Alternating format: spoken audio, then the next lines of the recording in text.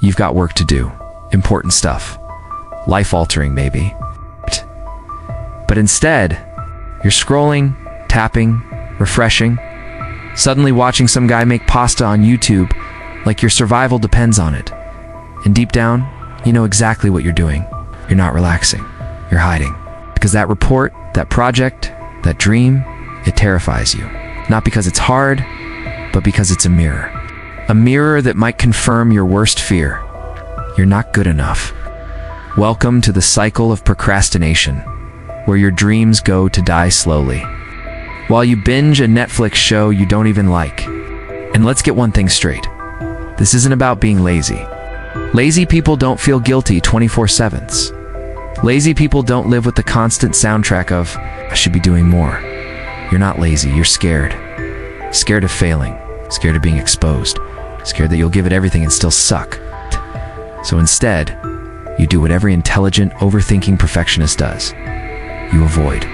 You clean the kitchen, you reorganize your playlists, you scroll Instagram and feel like a failure because everyone else is crushing it.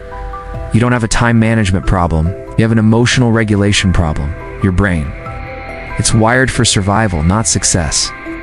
It sees that uncomfortable task not as a to-do item, but as a threat, like a wild animal, so it panics, releases stress hormones, screams, run, and you do. Straight into your phone, fridge, or fantasy. But here's the horror movie twist. The longer you run, the scarier it gets. That small task mutates into a monster. You avoid it so long, you start believing it'll destroy you. And maybe it will if you keep running, because procrastination feels like relief. But it's actually self-harm with a delay button. It's choosing short-term comfort over long-term peace. It's feeding your future to your fear. And the worst part, you know this. You feel the regret every night. That sick, crawling guilt that whispers, you wasted today. Again. So what now? Do you punish yourself? Set a timer. Delete your apps, sure, maybe. But tools don't fix trauma. What if, instead of fighting the fear, you faced it? What if you forgave yourself for not being a productivity machine? What if you stopped calling it laziness and called it what it is? Emotional paralysis disguised as busyness. Start small, pathetically small, laughably small. I will write one sentence. Open the file.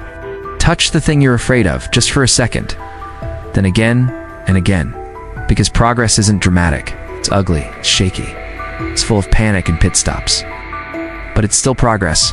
And here's the truth. They won't tell you in the toxic hustle culture. You can't hate yourself into being better, but you can understand yourself into moving forward. So if you're stuck, if you're drowning in distraction and shame, stop looking for motivation. Look at your fear and choose to move anyway, not because you're ready, but because your future is begging you to.